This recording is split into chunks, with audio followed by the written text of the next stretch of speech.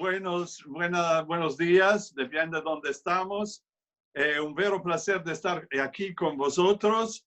Me gustaría, ante de todo, expresar una muy cálida bienvenida a todos, a los que se unen en este lanzamiento virtual de la 9ª edición de Estadística Tributaria en América Latina y el Caribe.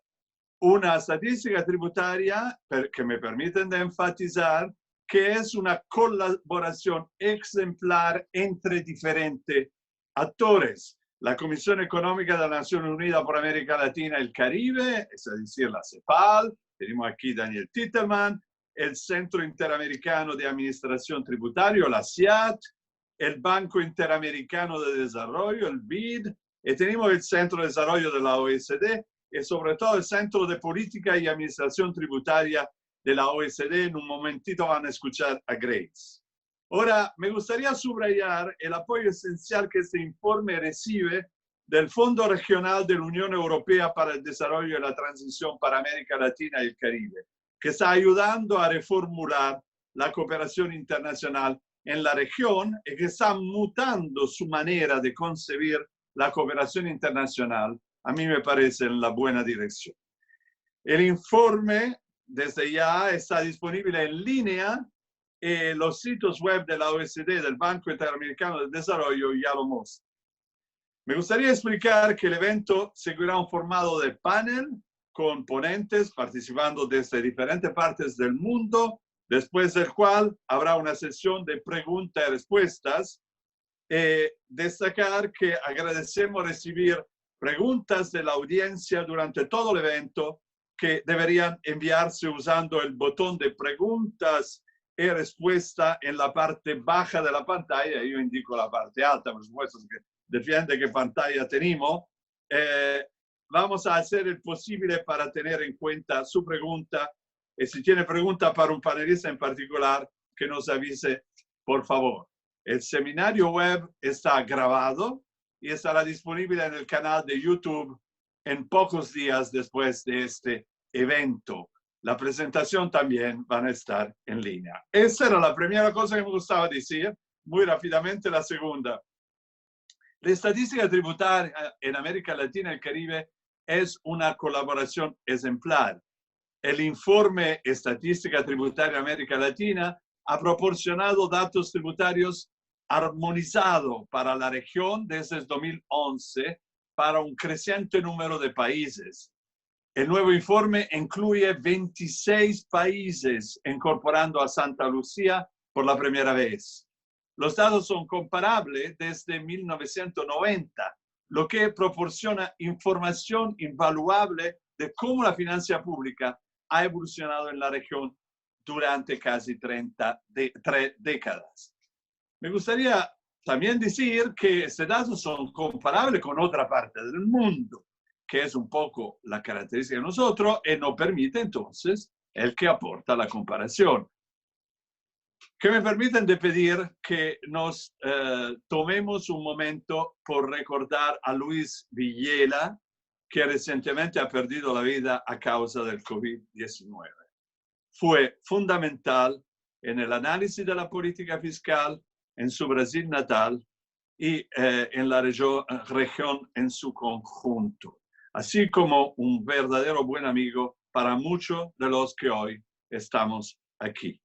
Se lo echará mucho de menos. Mi tercer punto, este evento es una oportunidad única para debatir sobre la política fiscal en el contexto del COVID-19. Ahora, que me permiten decir algo sobre este contexto, porque los datos e indicadores del informe arrojan luz sobre la fortaleza y la vulnerabilidad del sistema tributario en la región, proporcionando una base para respuesta a corto plazo y reforma a largo plazo. La palabra que me gustaría decir es que cuando efectivamente utilizando todos estos datos miramos a diferentes partes del mundo y las comparamos entre ellas, vemos que cuando se trata de intervención a hacer, hay mucho a que hacer y a gastar. Hay mucho que hacer en el sector sanitario, que todavía la historia es lejos de ser terminada, y habíamos visto cuánto faltaba en el sistema sanitario global que debe ser global porque el virus opera a nivel global. Es un mal público global. Entonces la respuesta debe ser en esta dirección. Crítica al multilateralismo de salud en este momento no soy bienvenida. Pero esta respuesta pide también medidas de naturaleza económica. La consecuencia económica de la crisis soy mayor en términos de empleo, en términos de salario, en términos de condición social en la cual las desigualdades se van exaltando. Al final va a necesitar una transformación productiva por hacer el que no teníamos y que se debe construir, sistema de salud, pero también actividad económica, porque es evidente que una de las consecuencias económicas de esta crisis es, uno, la reducción espantosa del precio de la materia prima y del petróleo, que fue también negativo. Hace algún día te daban dinero por tocar el petróleo. Si tú podías, el hecho que otra fuente de desarrollo económico, que eran también la demanda internacional, está bajando. Hablamos de menos 40, menos 70 inversión extranjera. El comercio ya antes de la crisis era 0,7% de incremento, que significa casi nada. China ya con el SARS perdió menos 3% de consumación y ahora seguramente va a perder más. Y sabemos cuánto China es un partner importante también por Latinoamérica. El turismo ha bajado, ha desaparecido en estos meses en Tailandia, en Cabo Verde, en mucha área de Latinoamérica. La remisa de los migrantes la considerábamos estable y en verdad la remisa de los migrantes bajan. ¿Por qué? Bien, porque muchos de los migrantes están en los países OECD, donde hay crisis económica, están en los países del Golfo, donde en algún caso también lo rechazan. Vemos con India que está pasando en estos días. Entonces los migrantes no tienen la fuente de sustanciación que le permite de transferir la remisa de los migrantes. Ahora, la remisa no era una medida secundaria de financiación externa de un país, porque con la inversión extranjera cubría más o menos la misma porcentaje. Por darle una idea, las ayudas al desarrollo, en particular en América Latina, son una parte muy chiquitita y se está reduciendo. Entonces, al final, si esta fuente de financiación externa no soy disponible, uno debe pensar en la fuente de financiación interna. No hay solución ahora sino enfrentarse con el tema de la reforma fiscal que muchas veces habemos evocado, habemos identificado como una prioridad. Entonces ahora se trata de transformar esta prioridad en una realidad. Claro, no es el momento mejor, pero nunca ha habido un momento mejor. Hay siempre la posibilidad de procrastinar, de reenviar a mañana. La cuestión es que si no hay esto, hay la deuda. ¿Ma dónde estamos con la deuda? Bien, estamos con la deuda que con toda la intervención que van a ser indispensables, sobre todo en el campo de salud, pero no solamente, la deuda va a aumentar mucho. Va a aumentar mucho en toda la área del mundo.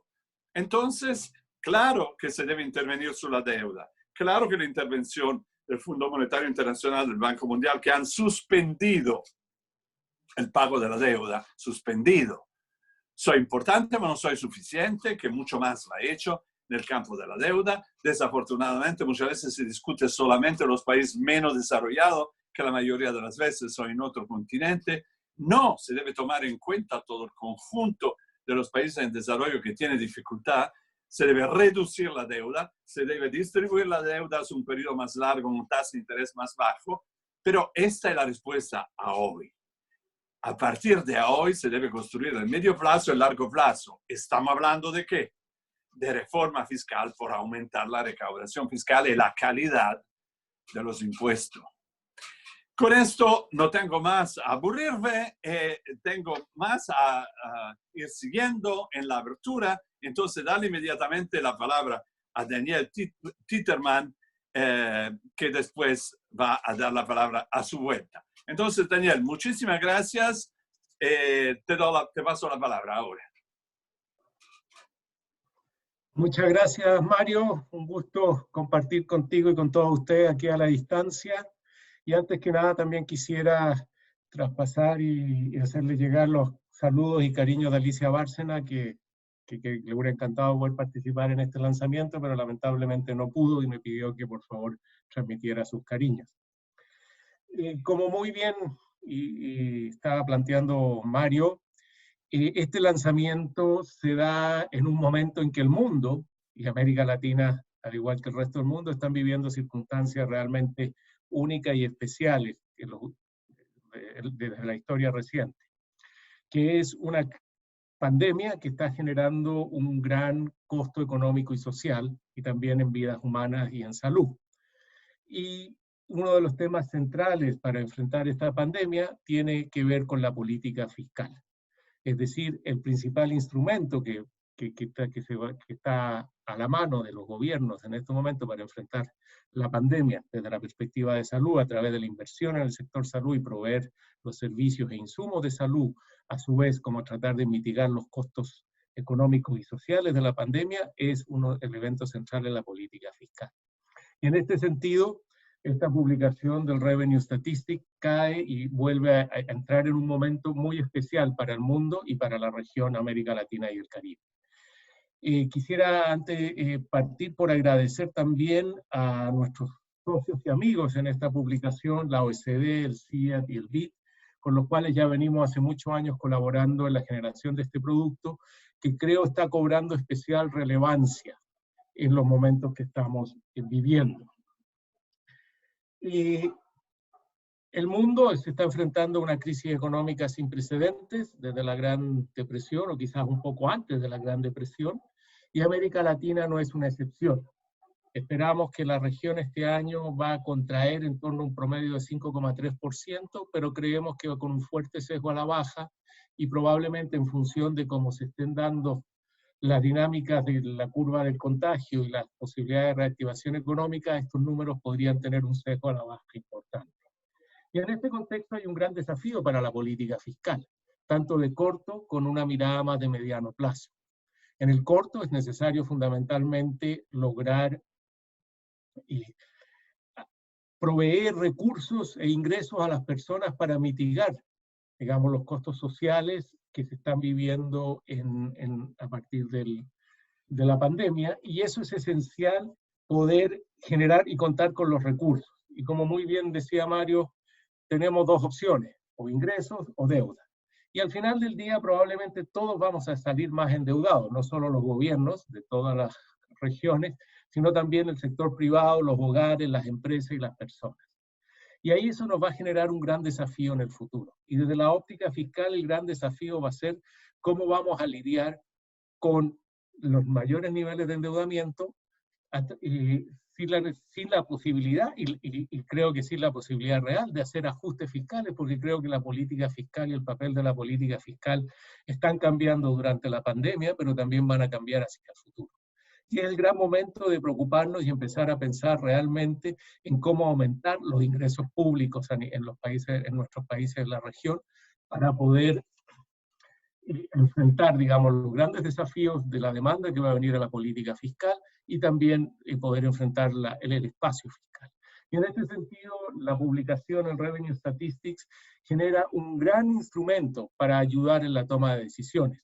El poder contar con series históricas bien estructuradas y con una amplia gama de una buena fotografía y un buen análisis de la situación de los ingresos tributarios de los países nos permite, por supuesto, mejorar nuestra capacidad para plantear las reformas tributarias y fiscales necesarias que se van a venir en el futuro para poder aumentar los ingresos fiscales.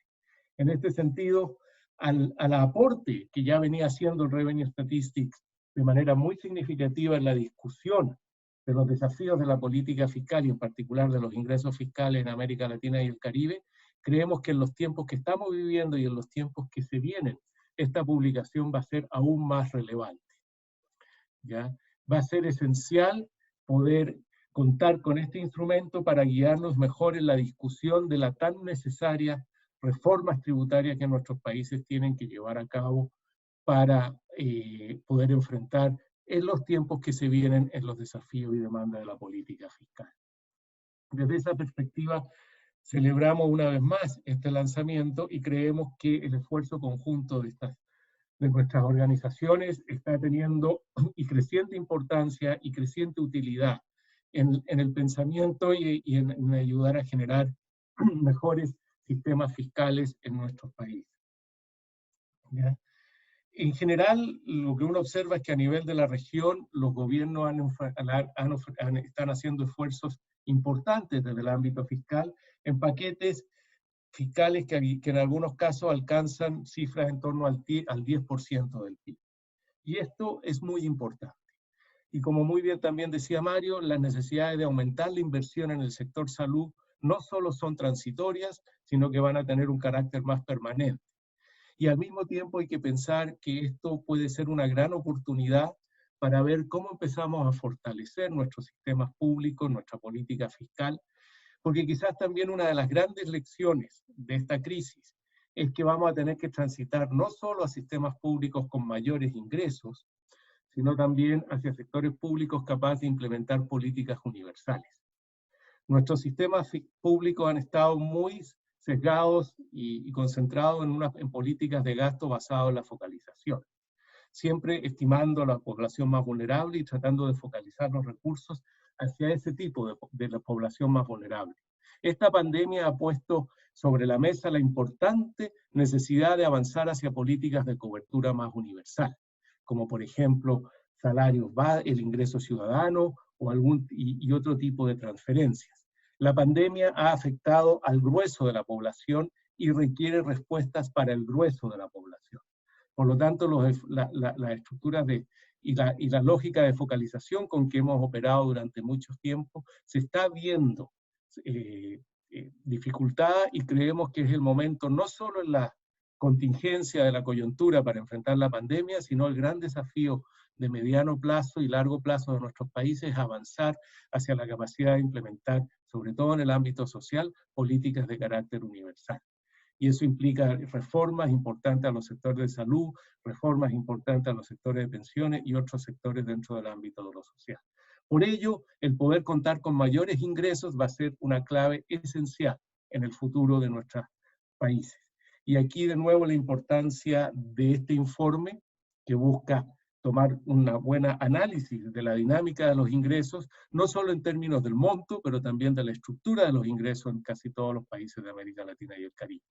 Y por eso, y ya para ir cerrando, quisiera una vez más agradecer la colaboración de todos nuestros amigos y socios en la producción de este documento, de este gran informe. Esperamos seguir haciéndolo y esperamos que en el futuro próximo, si bien hemos aprendido a hacer más presentaciones y lanzamientos a través de este mundo del teletrabajo y digital, espero que también en un futuro cercano nos podamos reunir personalmente y poder compartir también con mayor cercanía que lo que nos permiten las redes digitales. Así que, de nuevo, felices como CEPAL de participar en este evento, felices de este lanzamiento, agradecer de nuevo a nuestros amigos y socios y, por supuesto, esperar y seguir trabajando para el informe del próximo año, que creo que va a tener también una repercusión y una importancia creciente, dados los grandes desafíos en términos de ingresos que van a tener los países de América Latina y el Caribe para enfrentar ya, ojalá, la post-pandemia, la reactivación y la construcción de sociedades más inclusivas. Muchas gracias por esta oportunidad y le paso la palabra a Grace Pérez Navarro, que es directora adjunta del Centro de Política y Administración Tributaria de la OECD. Muchas gracias. Muchas gracias, Daniel. Muchas gracias, Mario. Y muy buenos días a todos, muy buenas tardes. Ya es la tarde aquí en París. Muchas gracias también por estar con nosotros para la presentación de la 9ª edición de las estadísticas tributarias en América Latina y el Caribe. Voy a ver si puedo pasar la presentación.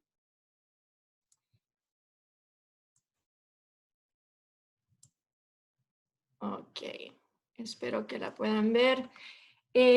Como ya mencionaron Mario y Daniel, este informe presenta una visión general sobre las principales tendencias tributarias en la región, tanto en el nivel como en la composición de los impuestos entre 1990 y 2018.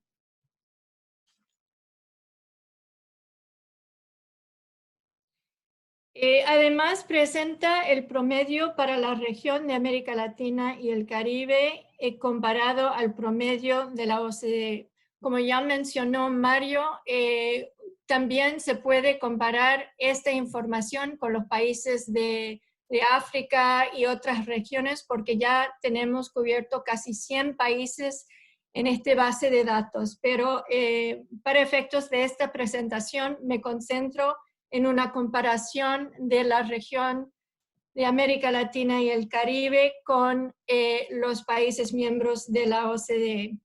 Y quisiera aclarar que hace unos pocos días Colombia entró en la OCDE, pero como acaba de entrar, no incluimos la información sobre Colombia dentro del grupo de la OCDE, pero seguramente el año que viene vamos a incluir esa información. Los impuestos cubiertos en este informe se definen como los pagos obligatorios sin contraprestación efectuados al gobierno general. Las contribuciones obligatorias sociales pagadas al gobierno general se clasifican como impuestos en estas estadísticas. Así que incluimos las contribuciones a la seguridad social. El informe proporciona información fundamental sobre los sistemas tributarios en la región y su rendimiento de ingresos en los últimos años. Por lo tanto, nos da una base muy importante para poder comprender, como ya mencionó Mario y también Daniel, para poder comprender la capacidad fiscal de la región para responder a la crisis COVID-19. Y sirve como un punto de partida para considerar el impacto de esta crisis sobre los ingresos públicos. En esta lámina presenta los ingresos tributarios totales en la región como porcentaje del PIB en 2018, tanto como el promedio en la región y el promedio de los países miembros de la OCDE.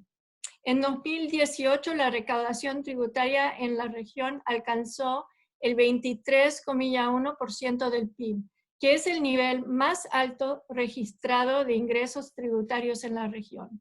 Sin embargo, los ingresos tributarios de la región permanecen muy por debajo del promedio de la OCDE, que se situó en el 34,3% en el 2018. El incremento en la recaudación tributaria en la región refleja en parte la ligera recuperación económica en el entorno económico de la región, impulsada por las mejoras en la demanda interna y externa, en el aumento de los precios de productos básicos y la superación del impacto de los desastres naturales que azotaron el Caribe en 2017. Sin embargo, las condiciones económicas en la región se deterioraron en 2019, en gran parte debido a una disminución del precio de productos básicos, y esto fue antes del impacto de COVID-19 en la región. Es probable que la caída en los precios de productos básicos acelerada por COVID-19 afecte los ingresos públicos, ya que las exportaciones de los recursos naturales son una fuente importante de los ingresos públicos. El promedio de la región oculta grandes variaciones entre países de la región, como se puede ver entre el porcentaje de 12,1% de Guatemala y el 42,3% de Cuba. Hay muchos países del Caribe que tienen índices por encima del promedio de la región, mientras que países de Centroamérica y México tienden a tener índices más bajos. Esta lámina muestra las relaciones promedio de impuestos al PIB de la región y de la OCDE entre 1990 y 2018 y las diferencias entre las dos regiones durante este periodo.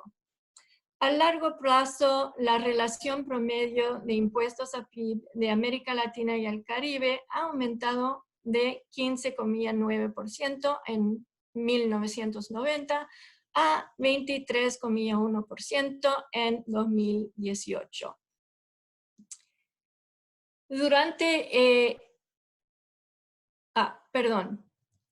La diferencia entre la relación promedio de impuestos a PIB de la OCDE y América Latina y el Caribe era 16 puntos porcentuales en 1990 y bajó a 11,2 puntos porcentuales en 2018. Los principales factores que contribuyeron a este aumento a largo plazo en recaudación tributaria en América Latina y el Caribe fueron los impuestos al valor agregado y los impuestos sobre la renta y beneficios. Entre 1990 y 2018, la recaudación por IVA como porcentaje del PIB aumentó más del doble para América Latina y el Caribe en promedio, de 2,3% del PIB a 6%. Desde 1990, 10 países de la región, notablemente en el Caribe, han establecido impuestos al valor agregado y la mayoría de los países en América Latina y el Caribe han hecho esfuerzos adicionales para recaudar más a través del IVA, por ejemplo, aumentando las tasas del IVA, expansión de la base imponible y fortaleciendo el sistema de recaudación. Los ingresos de los impuestos a la renta y sobre beneficios aumentaron por 3,1% del PIB durante este periodo, llegando al 6,3% del PIB en 2018, principalmente debido al auge en los precios de los productos básicos después de 2003, que aumentó los ingresos resultando del impuesto corporativo sobre el sector de recursos naturales. Esta lámina muestra los cambios en la relación impuesto a PIB entre 2017 y 2018 e incluye los promedios de OCDE y de América Latina y el Caribe. En el último año, el promedio de la región América Latina y el Caribe, el promedio aumentó en 0,4 puntos porcentuales desde su nivel en 2017. Los mayores incrementos ocurrieron en 3 países del Caribe: Trinidad y Tobago, Belice y Guyana. Esto refleja la recuperación económica en el Caribe luego de los desastres naturales. Además de estos 3 países, otros 12 países informaron un aumento en sus relaciones impuestos a PIB. 7 países registraron una disminución en su recaudación tributaria entre 2017 y 2018. Las mayores disminuciones se observaron en Argentina y Nicaragua. En Argentina se registró una disminución en la recaudación de los principales tipos de impuestos debido a un contexto económico más débil. Además, Argentina implementó reformas tributarias significativas en 2018, reduciendo la tasa de impuesto sobre las sociedades del 35% a 30% y aumentando la tasa de la contribución a la seguridad social, pero también reduciendo su base. La economía de Nicaragua contrajo significativamente en 2018 por 3,8% en términos reales durante una crisis política y social. Esto resultó en una disminución de recaudación en todas las categorías de impuestos.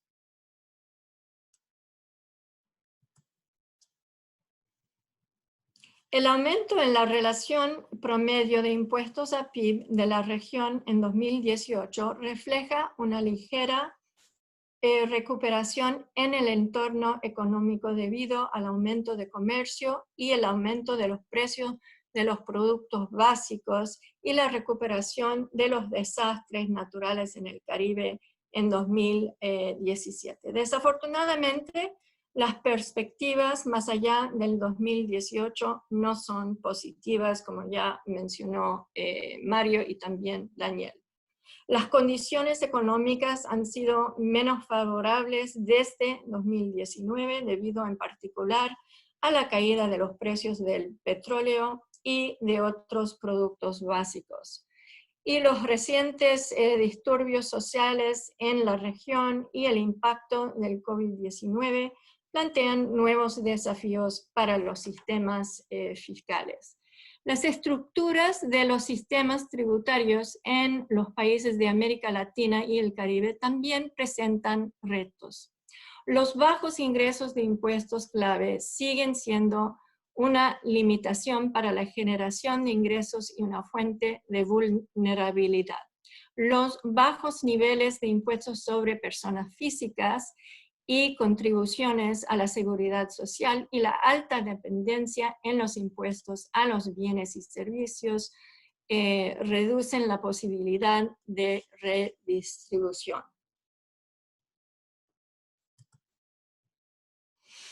Esta lámina presenta la estructura tributaria según los principales tipos de impuestos para la región y para la OCDE. A la izquierda, y el porcentaje de estos impuestos en relación al PIB a la derecha. En promedio, los países de América Latina y el Caribe dependen en gran medida de los impuestos sobre bienes y servicios, que representan aproximadamente la mitad de la recaudación tributaria en comparación con un tercio en la OCDE. La recaudación de IVA representó un poco más de una cuarta parte de la recaudación tributaria total en 2017, en comparación a un quinto en la zona OCDE. Esto no se debe a que los niveles de IVA son más altos en la región como parte del PIB, sino que los ingresos de otros impuestos son más débiles.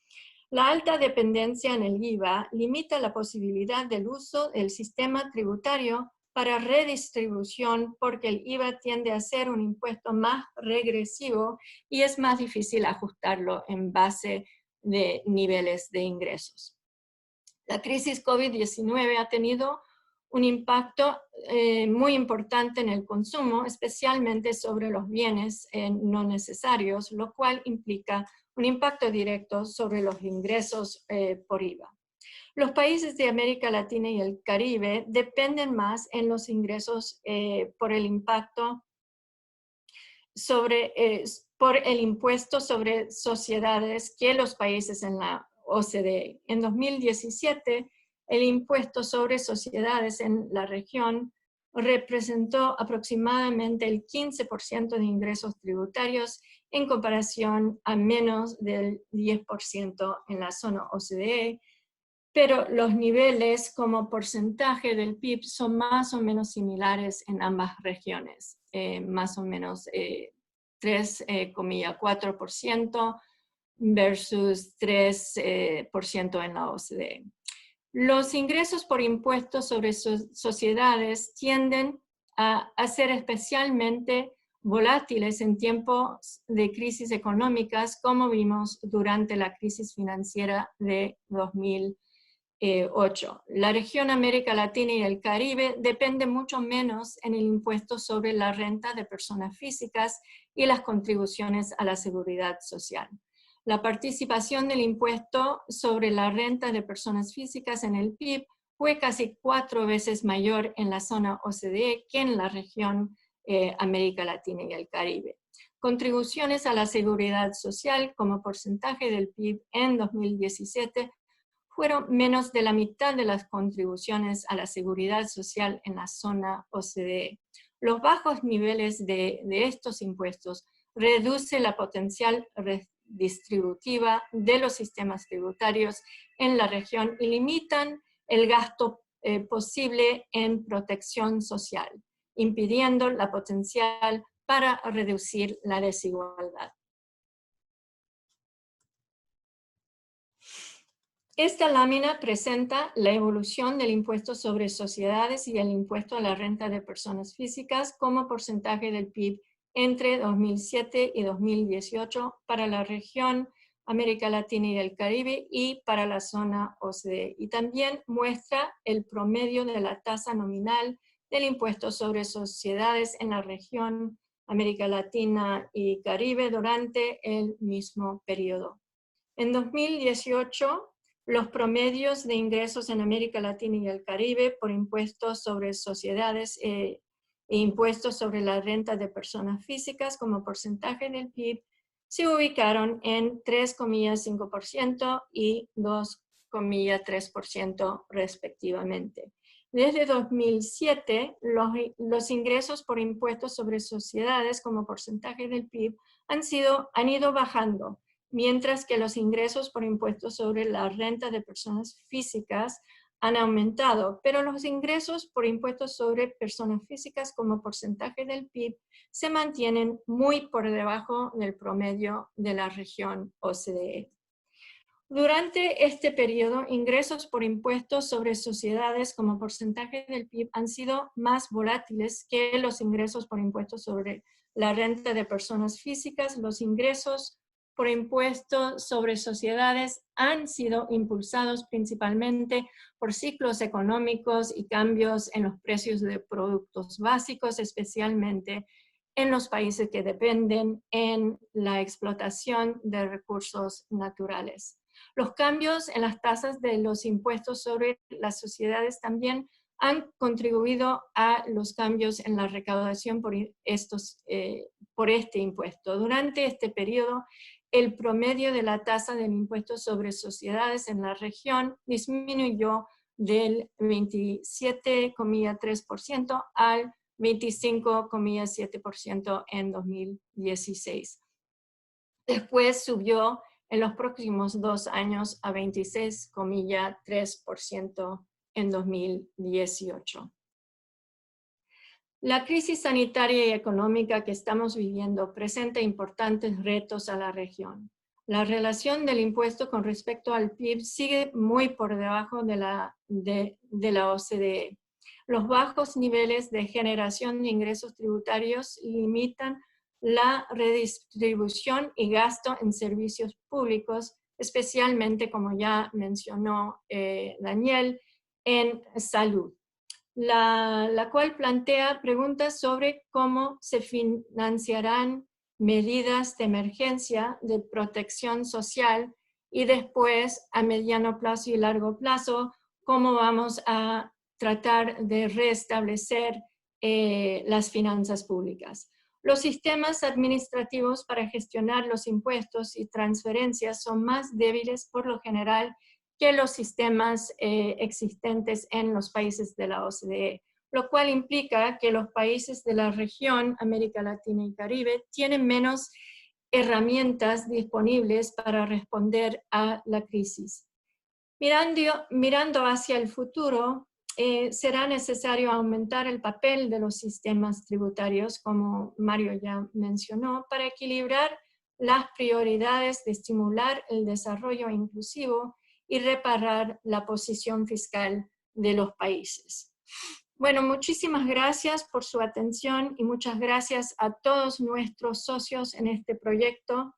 Es un trabajo muy importante, especialmente mirando hacia el futuro, porque tenemos que ver cómo podemos mejorar los sistemas tributarios frente a esta crisis. Bueno, muchas gracias y quisiera ahora pasar la palabra a Noel Pérez Benítez, es el coordinador de la Unidad de Asuntos Fiscales de CEPAL, que presentará las tendencias en los ingresos fiscales procedentes de los recursos naturales.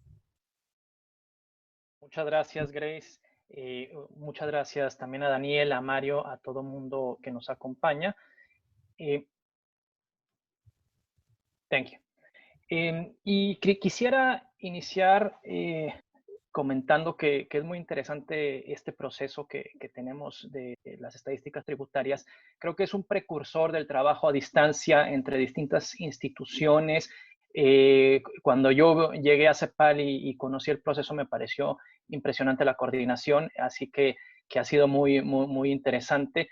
Siempre la distancia puede ser complicada, pero durante años hemos aprendido a ir cerrando esa brecha, a trabajar desde París, Washington, San José, Costa Rica, Santiago, Chile, Panamá. Entonces es muy interesante y el producto de verdad es una colaboración que vale la pena resaltar para todas las instituciones. Este capítulo especial que estamos presentando desde CEPAL hoy sobre ingresos fiscales provenientes de recursos naturales no renovables, es un trabajo que llevamos haciendo varios años. Quisiera agradecer el trabajo del equipo de la División de Desarrollo Económico y especialmente a Michael Haney, que fue quien desarrolló este capítulo y que ha ido perfeccionando y profundizando en el nivel de análisis que estamos presentando. La siguiente lámina. Bueno, para arrancar, creo que vale la pena hacer dos puntos. El primero es que este año estamos ampliando la cobertura de países del análisis. Incluimos a Guatemala tanto en el sector hidrocarburos y minería, y a Ecuador, que ya lo teníamos en el sector hidrocarburos, ahora lo incluimos también en minería. Y un punto también muy importante a resaltar es que este año, por primera vez, estamos desagregando las categorías de ingreso tributario y no tributario por tipo de gravamen. Entonces estamos abriendo el análisis a nivel impuestos sobre la renta, otros impuestos, dividendos, regalías y otras participaciones y otros ingresos no tributarios.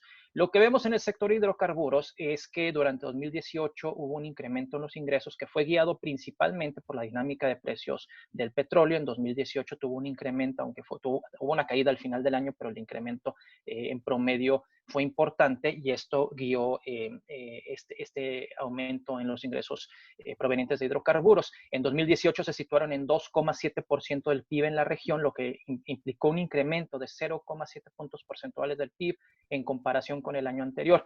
Si lo vemos en términos de dólares, en 2018 el monto agregado para estos países fue de 95,000 millones de dólares, lo que representó un incremento de 40% en comparación con el año anterior. Otro tema a resaltar con base en esta desagregación por gravamen que les mencioné es que la mayor parte del dinamismo, pero también de la carga de la recaudación en el sector hidrocarburos, viene por ingresos no tributarios, principalmente ingresos a rentas de la propiedad, como regalías u otras participaciones en el valor comercial de la producción, que representan en términos del PIB alrededor del 85% de la recaudación total. Y esto se debe principalmente a que los grandes actores en este sector son prácticamente en todos los países, son empresas estatales. La siguiente lámina, por favor. Ahora, ¿cómo se ve la distribución a través de los distintos países? Y lo que vemos es que el resultado fue guiado principalmente por los incrementos en 4 países, en Brasil, en Colombia, en Ecuador y en Trinidad y Tobago. En Brasil, la recaudación de ingresos provenientes de hidrocarburos representó 1,2% del PIB en 2018 en comparación con el 0,4% de 2017.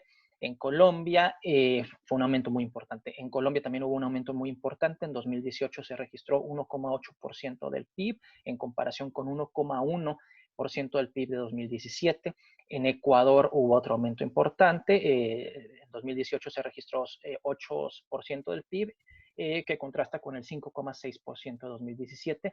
Y en Trinidad y Tobago, en 2018, el registro fue de 3,4% del PIB en comparación de 2% en 2017. Aquí principalmente el efecto fue de precio. En algunos países la producción disminuyó, sin embargo, el efecto precio tuvo mayor peso.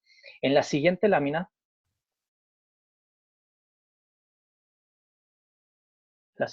por favor. Gracias.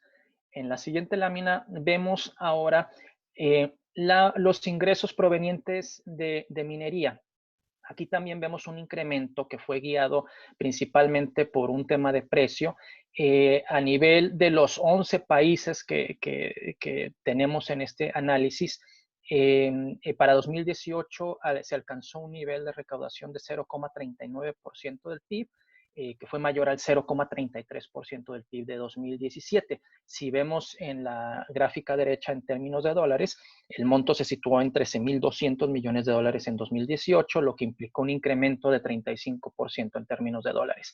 En este caso es distinto la composición. Como pueden ver, la mayor parte de los ingresos provienen de ingresos tributarios, principalmente impuestos sobre la renta y otros instrumentos tributarios sobre la base de las utilidades. Estos representan 59% del total de esta recaudación. En la siguiente lámina.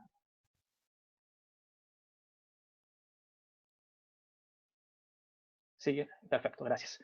En la siguiente lámina lo que podemos ver es la distribución a través de los países de la muestra. Y el dinamismo más fuerte, lo que empujó este incremento, se debió principalmente a lo que sucedió en Chile y en Perú. En Chile, en 2019 se registró una recaudación por minería de 1,4% del PIB, que contrastó con el 0,94% del PIB de 2017. Y en Perú, el valor para 2018 fue de 0,9% del PIB, que contrastó con el 0,62% de 2017. Van a ver que hay un caso donde una caída, que es el caso de República Dominicana, y fue una caída importante principalmente debido a una menor producción de oro, y ahí el valor para 2018 es de 0,21% del PIB, que contrasta muy fuertemente con un valor de 0,41% del PIB en 2017. Y en la siguiente lámina, por favor. Para finalizar, quisiera nada más decir, este análisis es de 2018. Cuando hacemos el trabajo, todavía no están listos los números de 2019, bueno, ni siquiera cierra el año todavía, y hacemos una estimación hacia el siguiente año. Y lo que vemos con base en esta estimación es que el efecto de caída de precios en 2019 fue importante, y en nuestra proyección para 2019 es que los ingresos por hidrocarburos se reduzcan en 2 puntos porcentuales del PIB para que queden alrededor de 2,5% del PIB en 2019. En el caso de la minería también va a haber una reducción, en este caso de alrededor de un 0,1%, 0,1 puntos porcentuales del PIB para 2019 llegar a un 0,3% del PIB. Ahora, esto es importante porque esta caída de precios la estamos viendo en 2020. En 2020, Mario lo dijo al inicio, ha habido una caída importante en el precio del petróleo por el tema del conflicto de producción, de cuotas de producción, y se vio agravada muchísimo más por la gran caída en la demanda debido a la pandemia. Entonces, esto es importante para tenerlo en mente. Este efecto en 2020 va a seguir, va a ser importante y va a golpear fuerte a la recaudación de los países productores tanto de hidrocarburos como de minería. Y con esto concluyo y quisiera ahora pasar la palabra a Santiago Díaz de Cerralde, quien es director de estudios e investigaciones del Centro Interamericano de Administraciones Tributarias, el CIA. Muchas gracias. Muchas gracias, Noel. Bueno, buenos días, buenas tardes, incluso algunos de nuestros participantes o espectadores, buenas noches. Es un placer agridulce conectarme con todos vosotros con estos medios. Mucho mejor sería, desde luego, de esa fantástica ciudad de Santiago, de Chile, como hemos hecho otras veces. El tema que voy a presentar es otro de los capítulos especiales. En este caso, una ampliación del mapa de los ingresos fiscales, como dice el subtítulo, lo que hemos llamado la presión fiscal equivalente en América Latina y el Caribe. es que los gobiernos hacen las cosas de forma organizativa o jurídica muy distinta, dependiendo de su historia, es decir, circunstancias particulares, pero a veces, desde el punto de vista económico, significan lo mismo. Entonces, ¿qué es lo que hemos hecho y llevamos tiempo haciendo? El BID y CIAT en una base de datos que también está disponible en las páginas web de estas entidades, a los clásicos componentes de la presión fiscal, ingresos tributarios del gobierno general y cotizaciones a la seguridad social, a los esquemas públicos, les hemos añadido las contribuciones obligatorias a los sistemas de seguro social, esquemas privados, y los ingresos no tributarios provenientes de la explotación de recursos naturales. Next, please. ¿Cómo cambia la perspectiva que estábamos viendo hasta este momento al incluir estas otras dos fuentes de financiación de actividades que son similares a las que en otros países se pueden hacer por ingresos tributarios o por contribuciones a sistemas públicos? Bueno, el aumento en el último año de la presión fiscal respecto a esta presión fiscal equivalente sería de 2 puntos, del 23 al 25% del PIB. Y en algunos momentos de mayor bonanza en los precios de los minerales, este incremento, como podía ser 2010, 13, 14 incluso, el incremento casi lo doblaba. Un 2% del PIB podemos pensar que es poco, pero respecto a un 21% es mucho, es casi un 10% más de presión fiscal. Y además nos indica en el margen qué es lo que está sucediendo. Y muchas veces las reformas fiscales y la capacidad de actuación se sitúa en esos márgenes. Next, please. La composición de la presión fiscal equivalente, the previous one, please. La composición de la presión fiscal equivalente se ha mantenido más o menos estable en todo el periodo analizado, desde 1990 hasta 2018. Y ciertamente los componentes tradicionales son más del 90%, el 92% generalmente de la presión fiscal equivalente. Y dentro de ellos, el 75% son recursos tributarios. Sin embargo, por ejemplo, ha ido creciendo el papel de los esquemas privados de seguridad social, llegando casi hasta el 4%. Y después el papel de los ingresos no tributarios por recursos naturales, que incluye, por supuesto, gas, petróleo, cuando no tienen ese carácter tributario, pero también otros recursos, como pueden ser los derivados de la explotación del Canal de Panamá, han variado mucho más con los ciclos de valor de estas mercancías. Next slide, please. Las diferencias a nivel de países también, por supuesto, son importantes. La clasificación en cuanto a la presión fiscal no cambia radicalmente por utilizar la presión fiscal equivalente, pero para algunos países sí, como a continuación veremos, pero puede ser el caso de Bolivia, de Argentina, de Uruguay, de México. Las alteraciones en sus niveles de presión fiscal son relevantes. De todas formas, en los máximos y los mínimos se sitúan los mismos países. Cuba con casi un 42% del PIB y en el nivel inferior Guatemala con un 12%. Next slide, please. ¿Y a qué países afecta más y en qué componentes estos añadidos de la presión fiscal equivalente? Bueno, pues en cuanto a esa estructura, si consideramos los regímenes privados de seguridad social, cuando las contribuciones son obligatorias, Chile lidera la recaudación y para él representan casi un 5% del PIB, 4.7% del PIB. También son muy importantes en Uruguay, 3,8%, El Salvador, 3,5%, o la República Dominicana, 2,8%. En cuanto a los ingresos no tributarios por recursos naturales, los que más recaudaron en este último año fueron Bolivia, 4,5% del PIB, México, 4,2%, y Trinidad y Tobago, 3,4% del PIB. Next slide, please. Eso, por supuesto, afecta a la comparación entre países y a la comparación en el tiempo de la evolución de los recursos disponibles. Afecta a los espacios fiscales disponibles. Y una forma sencilla también de ver cómo afecta a esas comparaciones es viendo cómo se altera la comparación entre la media de la OCDE y la media de la América Latina y el Caribe cuando incluimos los recursos, simplemente los recursos naturales no tributarios en su medición. Si en 1990, únicamente sin recursos naturales, la presión fiscal media de América Latina y el Caribe era el 47.7% de la media de la OCDE. Al incluir los recursos naturales se subía hasta el 51,3%.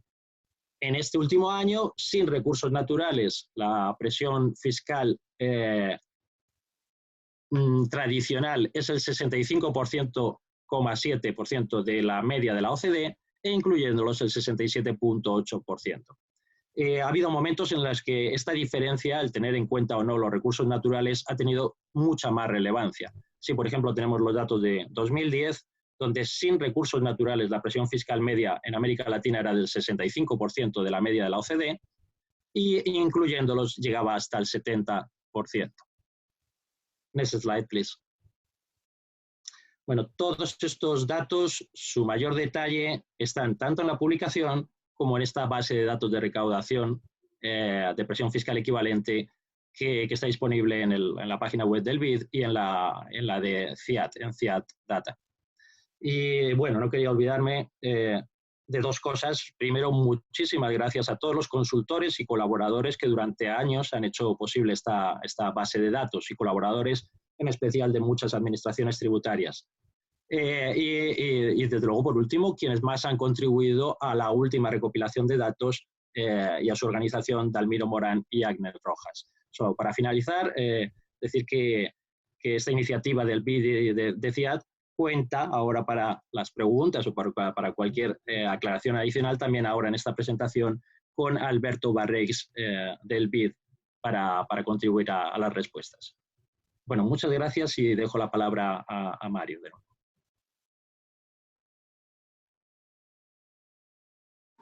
Hola, muchísimas gracias. Creo que ahora debemos darle la palabra a Roberto, a José Roberto, por su presentación, si no me equivoco. Sí, sí. José Roberto, ¿estás? Gracias. Sí. Gusto verte. Buenos días, buenas tardes. Gracias por la invitación. Siempre es bueno estar de nuevo, ainda aquí en las nubes, ¿no? Con los amigos de CEPAL, BID y CIAT, donde hemos estado muchas veces con Luis Vilela, una grande perda para nosotros, ¿no? De la América Latina. Más que nunca, a iniciativa de CEPAL, BID, CIAT, né, de OCDE, de recompilar e publicar estes dados é oportuna, seja para comparar a América Latina com as economias avançadas, seja para fazer antes e depois de Covid. As estatísticas são muito importantes porque para saber exatamente onde estávamos antes da pandemia e da revolução em curso. Incluso esta conferência por teletrabalho é uma novidade, pero não será uma exceção. É provável que este seja o novo normal em los próximos dias. E como bem pontuou Daniel, será necessário uma nova ola de reformas para responder à nova realidade econômica e social. Primeiro, necessitaremos reconstruir uma economia cada vez mais digital e também com a produção menos globalizada. Segundo, repactuar o estado de bem-estar social, porque cada vez mais temos trabalhadores sem emprego, sem salário e sem seguro social, né? Bom, vou falar um pouco sobre o Brasil. Ha hecho pouco ou nada em termos da reforma tributária, então não temos muito que perder para começar tudo de novo depois da Covid. Antes da pandemia, pouco antes da pandemia, vários projetos de reforma estavam em marcha em Congresso Nacional. Acá tem 5 projetos. Pero o governo central nunca apresentou nenhuma proposta. Perdão. O mais comum das propostas era reformar os impostos indiretos, sobretudo para criar no IVA.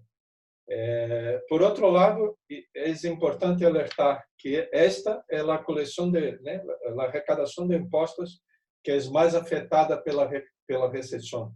Em caso brasileiro, cerca de metade da arrecadação provém destas bases e nós outros estamos estimando uma caída de ao menos 2 pontos do PIB em um cenário muito otimista.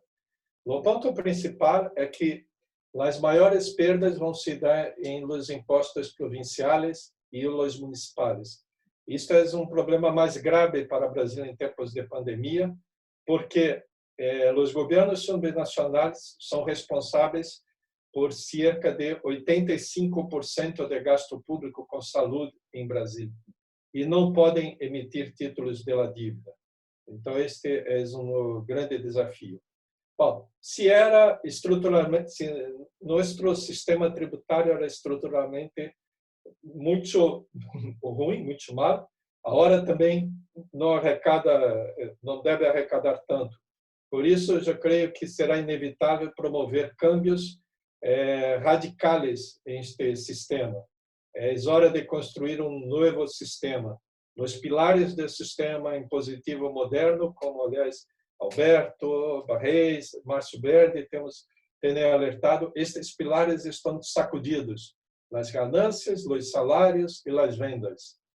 O que estava menos mal eram as vendas e agora esta pandemia coloca este como um ponto dos mais afetados. Temos que construir um novo sistema tributário depois da pandemia e ao menos tentar ao menos em Brasil estamos aproveitando este tempo de muito teletrabalho para estudar novas formas de imposto ou os câmbios para se cobrar os impostos no futuro. Há poucas semanas temos tido a oportunidade de coordenar a edição de um livro, a Tributação 4.0, que tivemos a participação de muitos colegas de CIAT e de BID, como Santiago e Alberto, que acá estamos. O ponto, a mensagem principal, não voltaremos aonde estávamos antes da pandemia. Vamos ter que construir nosso futuro em presente e para um novo sistema tributário, para uma nova economia e uma nova sociedade. Graças pela invitação. Mário, retribua a palavra.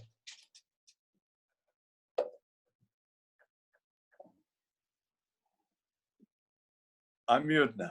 Ok, ¿me escuchan? Sí. Perfecto. Ahora estoy regresando porque con una lucha con mi video ganó él.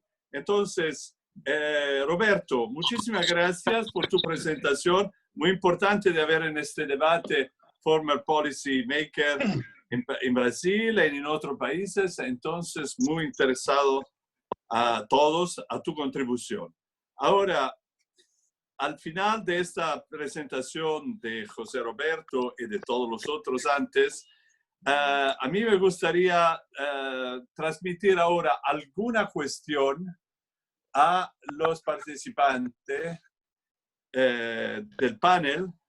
Pregunta que nosotros hemos coleccionado alrededor del debate entre nosotros, el público y la gente que podía ponerla. Ahora, no hay necesariamente siempre una pregunta ad persona. Entonces, hacemos una cosa. Por la primera intentamos de ir con quien se siente más a gusto a darle una respuesta y vamos a ver. O si no, la asigno yo. Por todos los panelistas, efectivamente, el COVID-19 podría representar un impacto sobre la renta en todos los países. ¿qué elemento vosotros piensan van a ser lo más importante en la región LAC? Es decir, ¿cuál es la especificidad de la región LAC enfrentada a este tsunami en términos de fiscal? ¿Qué quiere reaccionar sobre esto? Daniel. Adelante. Gracias, Mario, muchas gracias. Bueno, muy breve y para reaccionar un poco a la pregunta, lo que quizás quisiera plantear es que LAC, los países de América Latina y el Caribe, tienen una situación, como muy bien se mostraba en la presentación de Grace y también lo han planteado los panelistas, y Mario lo insinuaba al principio, una situación fiscal compleja, donde el espacio fiscal es relativamente limitado.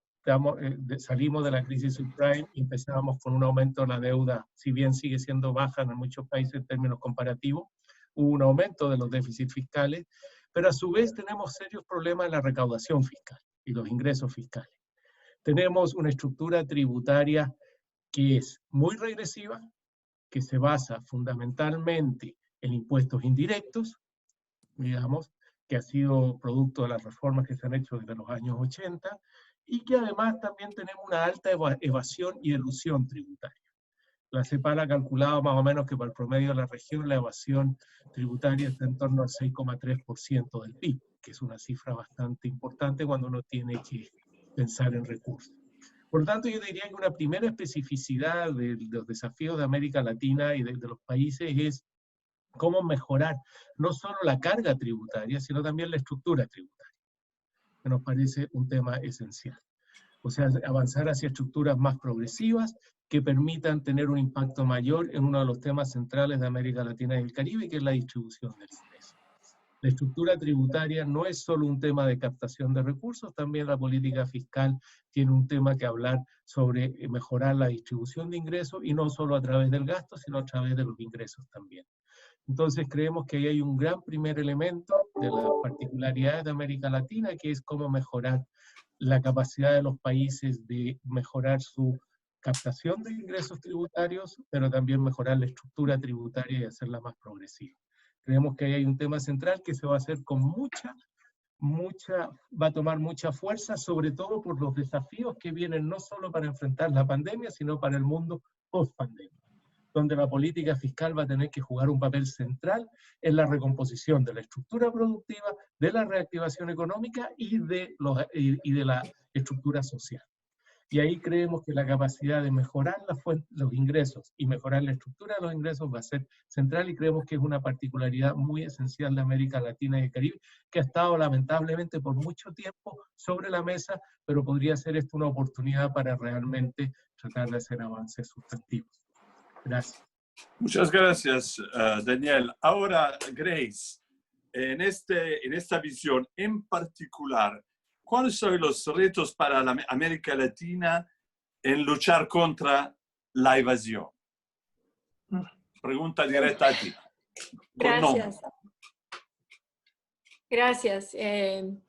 Sí, el tema de la evasión es un tema muy importante en todos los países. Nosotros hemos estado trabajando en particular con América Latina sobre este tema. Iniciamos, a ver cuándo fue, hace más de un año, en el marco del Foro Global, una iniciativa de América Latina para tratar de mejorar la cooperación regional para luchar contra la evasión y el fraude fiscal, y no solamente esos temas, sino también la corrupción, porque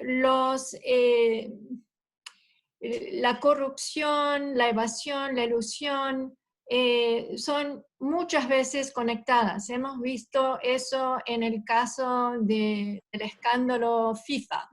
Se descubrió y se pudo perseguir a los actores en ese escándalo porque un auditor del Servicio de Rentas Internas en Estados Unidos pudo conectar la información que él veía en la auditoría de una persona con los hechos que estaban pasando en otras partes. Entonces, nosotros pensamos que es muy importante conectar las distintas partes del gobierno, de las instituciones que luchan contra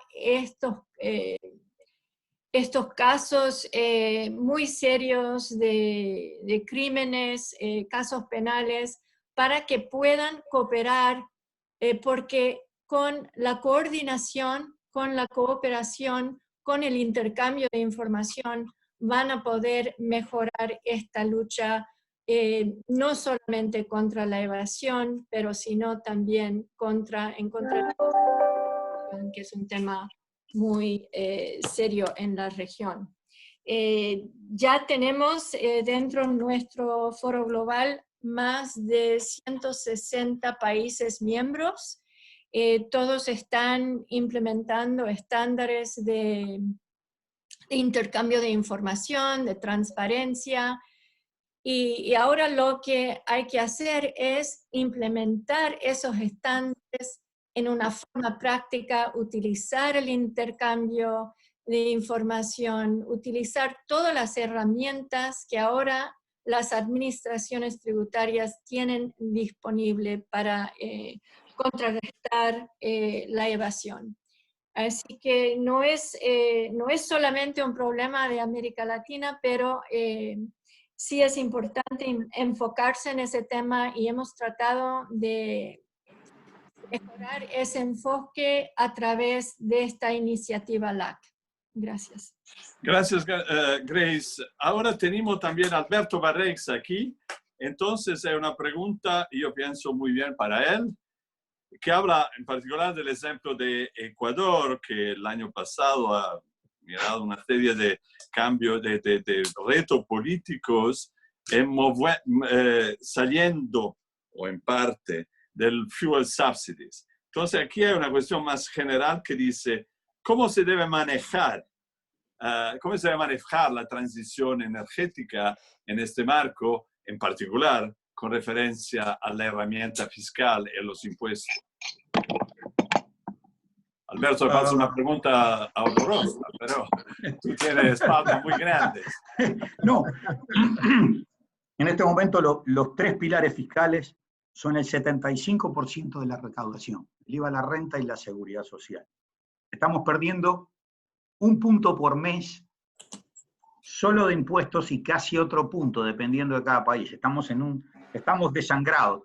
Entonces, se nos hace un poco complejo pensar en una transición de energía cuando nuestros 3 viejitos impuestos hay que mejorarlos rápidamente. Pero el problema que pasó en Ecuador es que es muy difícil desarmar de un ajuste que era de 1.4 del PIB, 1 punto eran los subsidios. Prácticamente todos los países lo han desarmado. México pasó de un subsidio de un 1% a prácticamente recaudar un 1% dentro de los sistemas tradicionales. ¿Cómo se pasa para adelante? Tenemos un problema en el corto plazo. La recomendación que nosotros pusimos dentro de los papeles los otros días es catch all as you can, ¿no? O sea, ahora bajó el petróleo, no pierdas 1 centésimo de eso. Es un windfall, no sabemos cuánto va a durar, no lo dejes en el suelto. O sea que, digamos que la respuesta hoy sería todo lo contrario. Agarra todo lo que puedas y baja todos los subsidios que puedas. En el largo plazo hay un problema muy serio, porque es cómo se lo va a sustituir. No sé si estaremos vivos para esa época, pero hay un problema de gravar la electricidad por un problema de energía sucia, y además de separar la energía que va al auto eléctrico con el resto, y creemos que va a haber que pensar en un sistema que va a tener que ver un impuesto anual de circulación y probablemente un inicio a la primera compra de vehículos. De todas maneras, lo importante hoy para la pandemia es considerar un windfall para el gobierno la baja del petróleo. Esto sería para el corto plazo. Gracias a CEPAL por recordar a Luis, gracias por tomar a CEPAL y a OCDE, por tomar la OSD, tomar la PFE, y creemos que una de las cosas importantes que hay es justamente en esto del petróleo, dividamos claramente el corto plazo del largo plazo. En América Latina hay un problema. A veces nosotros vamos para impuestos que los predimos en un momento, puede ser el impuesto a los débitos bancarios, puede ser el impuesto al patrimonio. Es un poco más complicado de poner, solo 3 países lo tienen. Creo que uno de los puntos que nosotros marcábamos en el trabajo que hicimos con Marcio, lo importante es distingamos la transitoriedad y que no se nos quede llenando de impuestos malos para el futuro. Gracias, José. Muy bien tratada. Ahora hay tema muy técnico, pero hay tema también un poco más general y político. Y aquí hay una pregunta que dice, el incremento de la presión social que habíamos observado antes la crisis del COVID en la región, ¿puede traducirse en reforma fiscal orientada a ampliar la capacidad de recaudación? ¿O al revés? Aquí me gustaría llamar en causa Pelayo Rojas Pelayo, de la Comisión Europea. Pelayo, ¿estás? No te veo. ¿No tenemos Pelayo? Habíamos perdido Pelayo. Dame un signo, como en una seduta de espíritu, por favor. Pelayo. Pelayo 1. Pelayo 2. Pelayo 3. No tenemos Pelayo. ¿Hay alguien aquí que tiene ganas de enfrentarse a esta cuestión mayor? La relación entre la tensión social antes y la posibilidad de reforma después. Aquí tiene, ya José le habíamos impuesto una pregunta pesadísima. ¿Hay alguien que tiene el nervio por hacerlo? Bueno, si quieren, aporto una primera intuición a respuesta, pero entendiendo que es una pregunta, como tú dices, grande y no fácil de responder. Yo diría que las presiones sociales que muchos países de América Latina venían ya viviendo antes de la pandemia son reflejo de la necesidad de ajustes estructurales en muchos de nuestros países, en particular para poder avanzar hacia sociedades más inclusivas y potenciar la capacidad, por ejemplo, de los sistemas de protección social. Cuando uno mira la lógica de las protestas, un elemento esencial del mensaje era la necesidad de fortalecer los mecanismos de protección social, donde la gente se sintiera más poco protegida y fortalecer los mecanismos de solidaridad, que es la esencia de un sistema de protección social. Y eso refleja un poco mucho las dinámicas de privatización de la protección social que vivieron muchos países de nuestra región.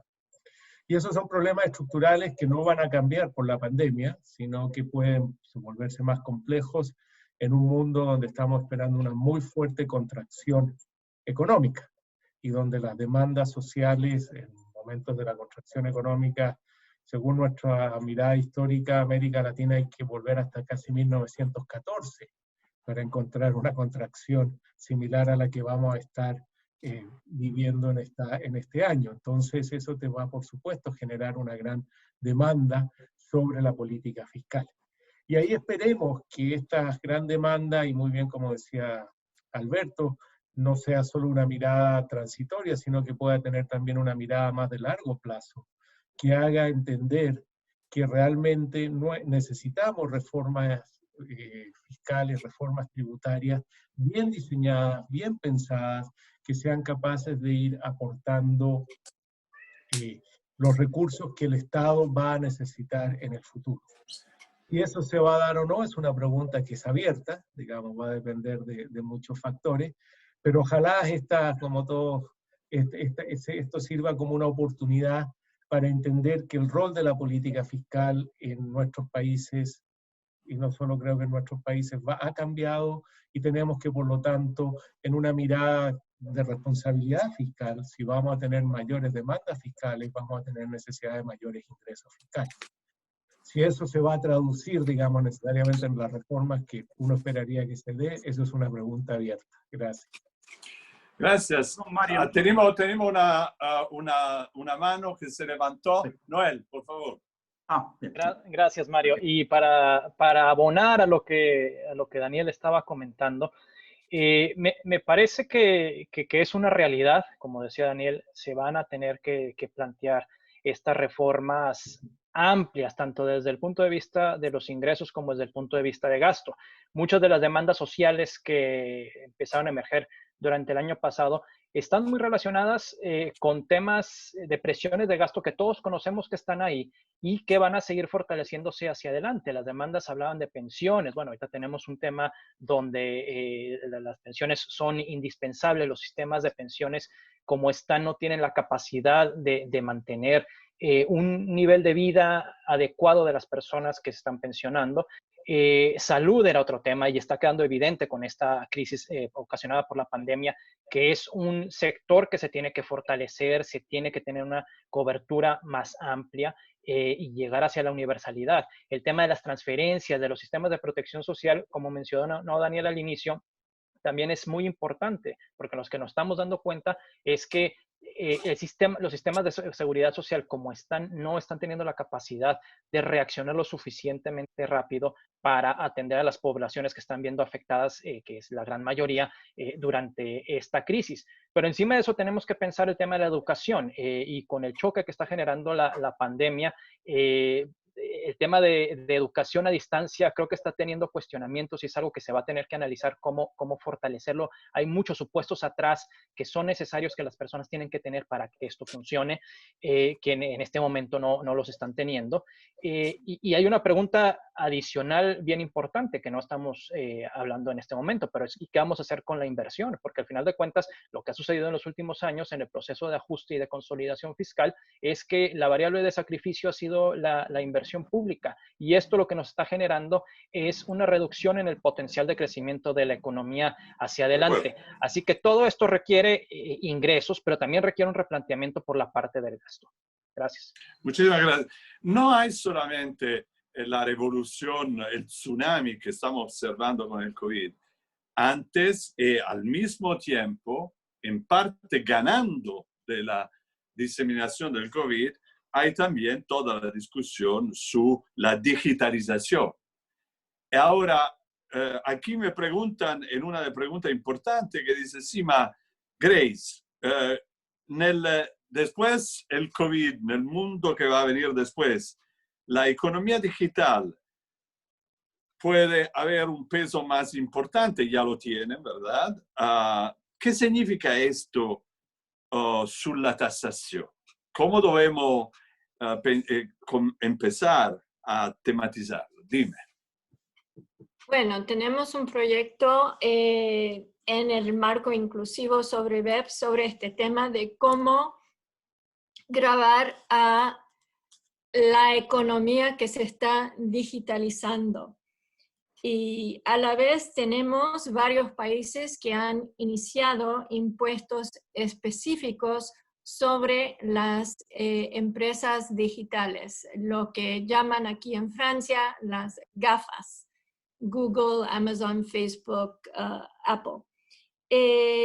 Lo que nosotros estamos intentando es de evitar de tener todas estas medidas específicas nacionales, porque eso va a llegar a ser algo muy difícil para las empresas, porque estos impuestos gravan a los ingresos, no a los beneficios.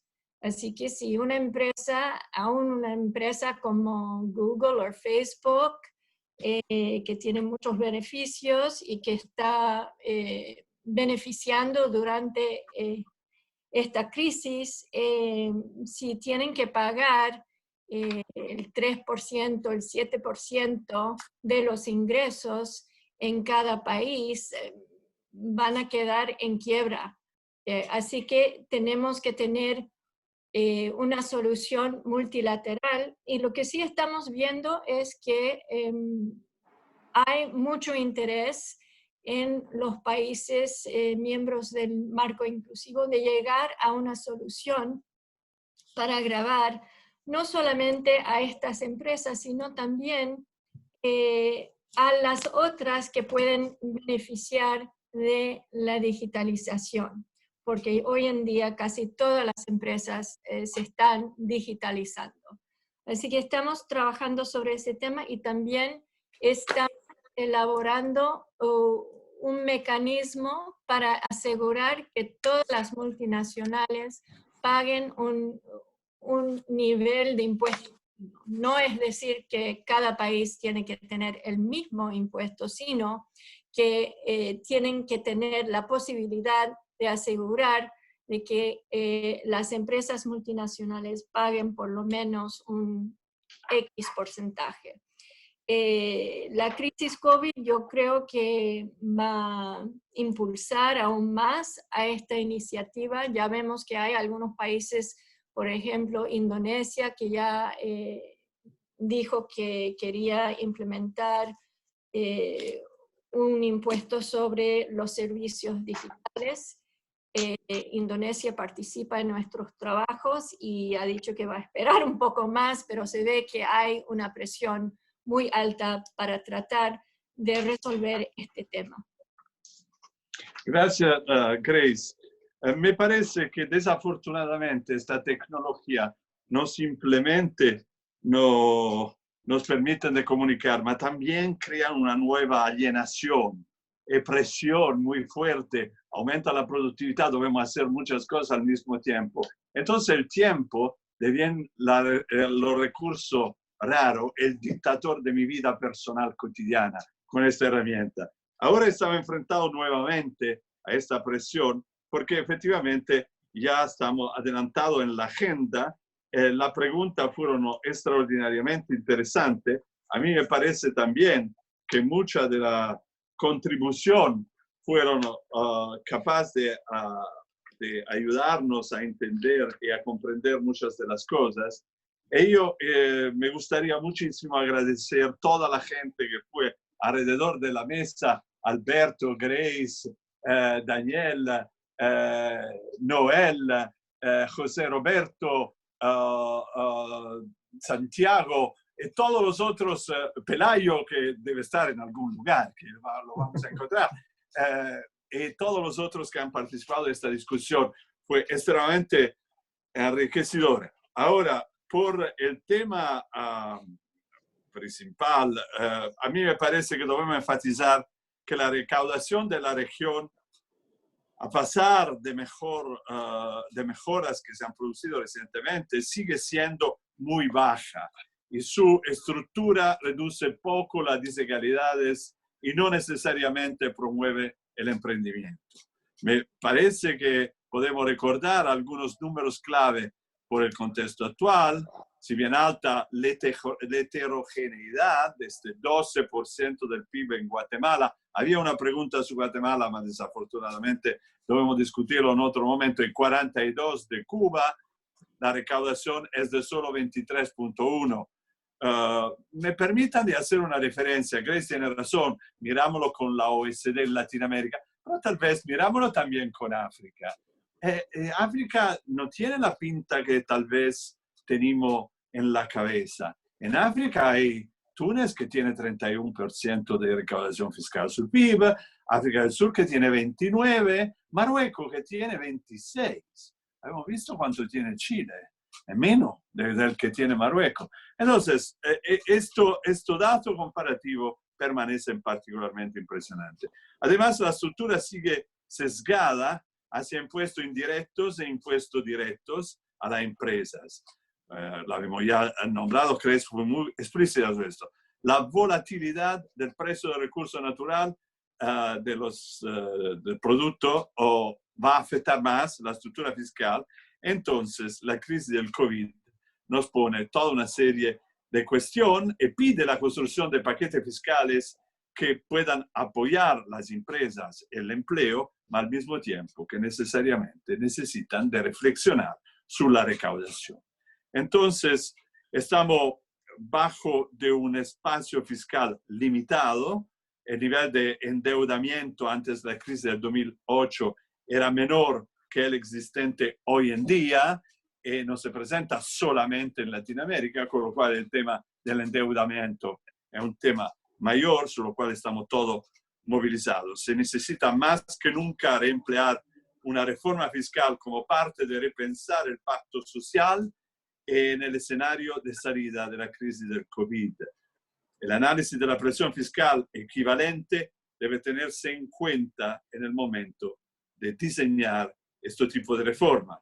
Entonces, más trabajo a hacer juntos, más trabajo a discutir, y sobre todo porque hay actores que se enfrentan más y más con este tema de discusión de nosotros y que están modificando su política, incluido la política de cooperación internacional. Tradicionalmente nosotros habíamos vivido con una visión de la cooperación que se reducía a la asistencia, pero el mundo cambia, hay un nuevo protagonista, China ahora, por supuesto, países como Turquía o países como Corea del Sur que están mucho más presentes, y otros que un poco más tradicional, pero en general vemos actores que se están preguntando qué hacemos, cómo cooperamos.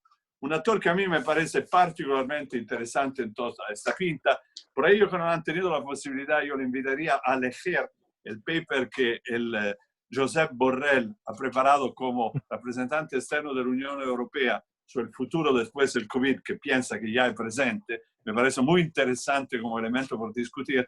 Entonces, es la Comisión Europea. La Comisión Europea está modificando su política. Un nuevo consenso por el desarrollo, una nueva concepción de los fondos, un apoyo a la inversión.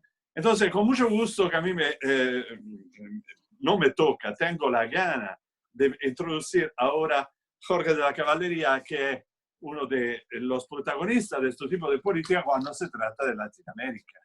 Entonces, Jorge, por favor, la palabra tuya es fundamental por cerrar. Muchas gracias. ¿Se me oye bien, Mario? Sí, sí. Pues muy buenas tardes desde Bruselas a todas y a todos. Estimados directores Mario Pezzini y Daniel Titelman, estimados equipos de la OCDE, CEPAL, BID y CIAT, y por supuesto, estimados colegas de audiencia en general que nos está escuchando. Antes que nada, muchas gracias por habernos invitado a la Comisión Europea a cerrar este evento, que por cierto no podría ser más pertinente con los tiempos que corren.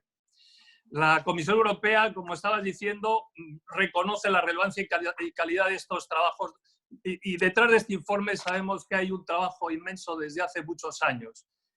Este evento es para nosotros un resultado importante en el marco de nuestra facilidad regional para el desarrollo en transición, a la que te referías hace unos minutos, que nosotros cofinanciamos por ser un trabajo excelente, una base excelente y concreta.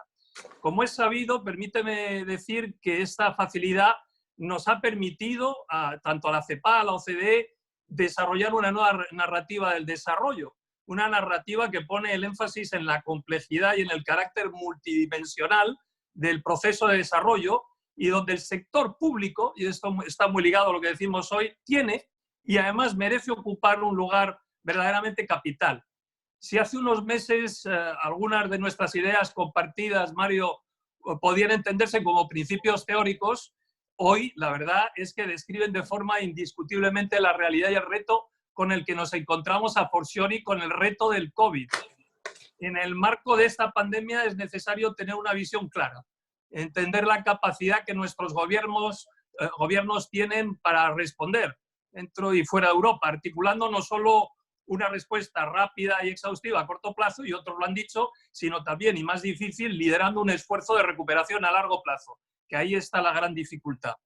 En este momento existe un debate en Europa, por supuesto, y a nivel global sobre la necesidad de ofrecer una respuesta coherente, eficaz, capaz de facilitar el acceso también a la financiación, pero financiación no condicionada a países de renta media, altamente endeudados, nuestra América Latina, para un buen número de casos.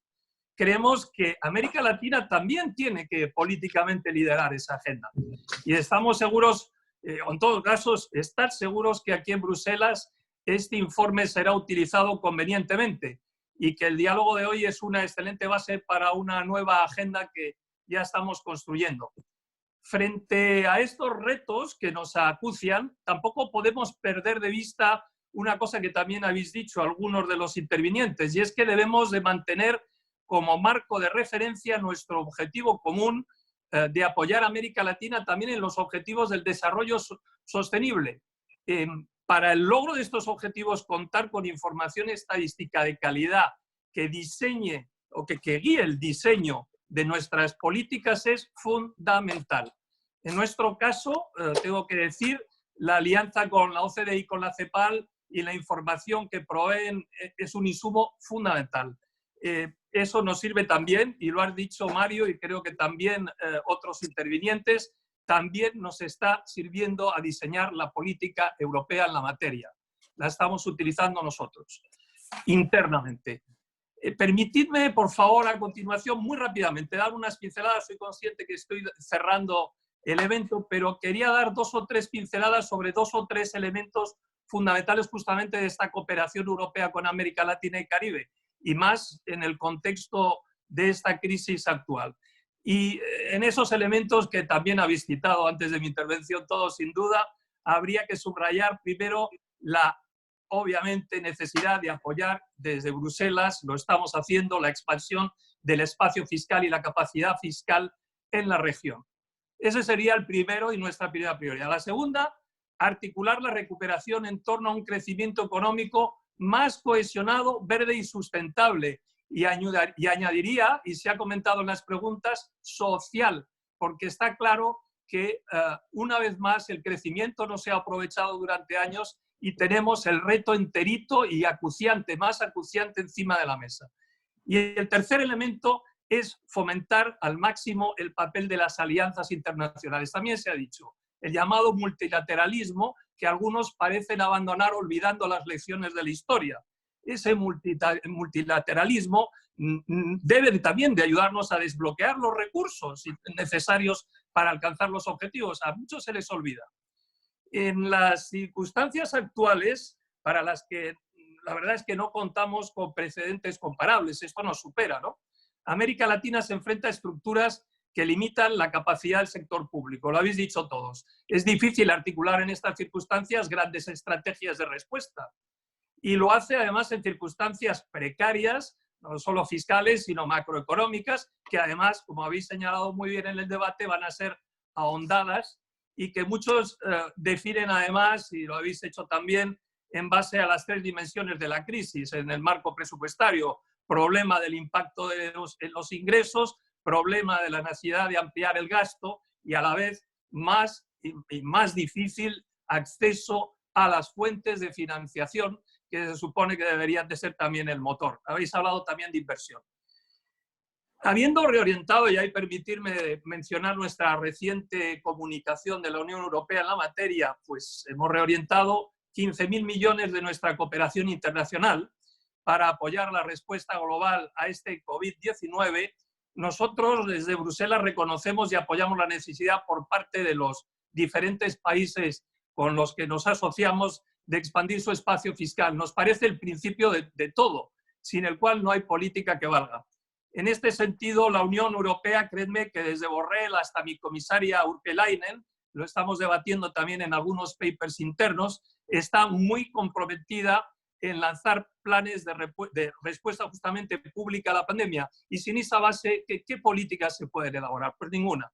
Compartimos, por lo tanto, la preocupación que recurrentemente OCDE y CEPAL señalan sobre la necesidad de ofrecer una respuesta a los países de renta media. Ya lo he citado.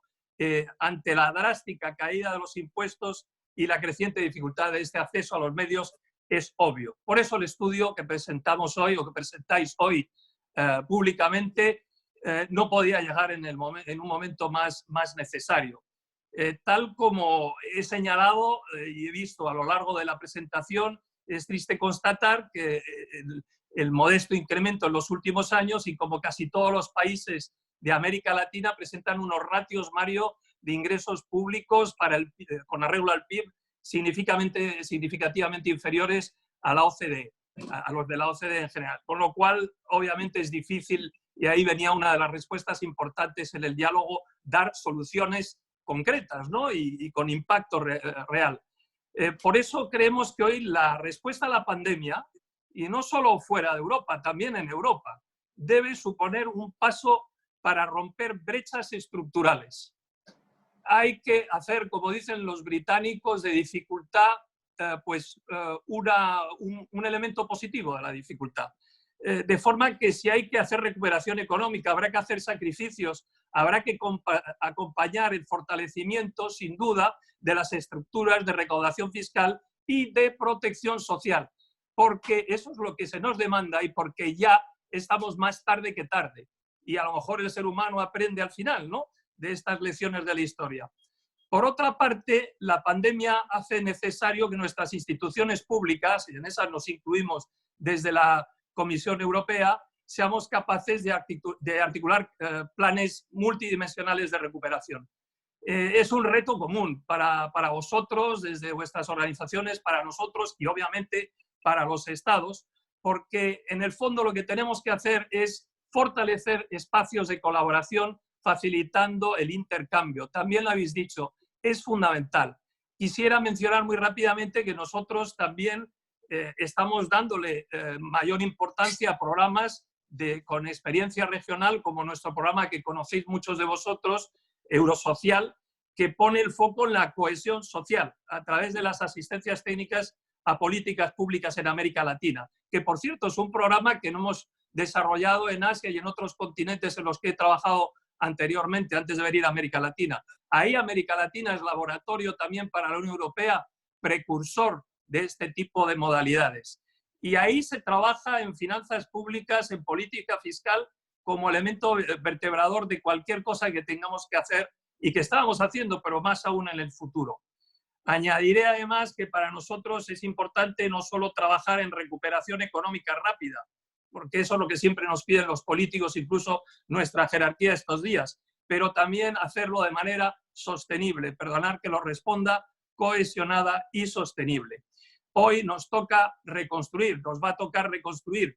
Tenemos que reconstruir una economía que sirva mejor a futuras generaciones y, en el fondo, las bases para América Latina, para su sistema productivo y para llegar a los objetivos del Acuerdo de París de sostenibilidad, de alguna manera, que son nuestro leitmotiv, tienen que revisarse, tenemos que tomárnoslas más seriamente que nunca. Al mismo tiempo, nosotros aquí queremos asumir, y también lo sabe muy bien Mario, un nuevo rol en la cooperación como facilitadores, ya que estamos ampliando pues, toda una serie de mecanismos innovadores, como el que apoya este estudio, pero evidentemente también la cooperación triangular y toda una serie de cooperaciones que intercambian las mejores prácticas. Y para eso, desde luego, pondremos todos los esfuerzos. En todo caso, y voy concluyendo, es nuestro objetivo común reforzar la alianza entre nuestras regiones, entre América Latina, Caribe y Europa, y en eso van a encontrar siempre un socio comprometido y buscando cómo optimizar el uso de los recursos que se han puesto a nuestra disposición y, desde luego, teniendo en consideración las características especiales de América Latina. Nuestra facilidad que sirve de marco para también esta conversación, ahí está. Esperamos que sirva en lo que ahora nosotros llamamos el Team Europe para poner a disposición de la región más financiación y más apoyos con cosas tan concretas y útiles como el informe de hoy. Y termino diciendo, extendiendo para finalizar, valga la redundancia, mi agradecimiento en nombre de nuestra institución a la invitación de hoy, que vivimos un tiempo, todos lo sabéis, lleno de incertidumbres, donde la alianza, el buen trabajo entre instituciones y con los países que comparten valores, que es muy importante para nosotros, pues que siga adelante. Y lo que estáis haciendo hoy es poner a disposición información técnica preciosa para los que deciden. Juntos con vosotros creo que podremos hacer frente a este reto y en todo caso es lo que demandan nuestros conciudadanos y nuestros contribuyentes. Así que muchas gracias, Mario. Saludos a todo el mundo desde Bruselas. Cuídense todos y sus familias también. Gracias, Jorge. Ahora, antes de reponerse el tapaboca, permíteme decir dos cosas. Gracias porque tú tienes razón. Este es un ejemplo, en mi sentido, muy importante de cómo diferentes actores, organismos internacionales pueden juntarse e evitar la cacofonía e identificar sinergia. Me parece indispensable por mi problema periódico, es decir, explicarle a mi mamá qué hago yo y por qué no es diferente, no es la misma cosa que otros están haciendo. El segundo tema es, este trabajo va siguiendo, hacemos como el turno, ¿no? Por hacer el moderador, fue Alicia, fue Pascal, fueron muchos del pasado, a mí me toca las veces que estamos lejos. Entonces, un abrazo digital a todos. Gracias. Abrazo digital a todos. Hasta luego.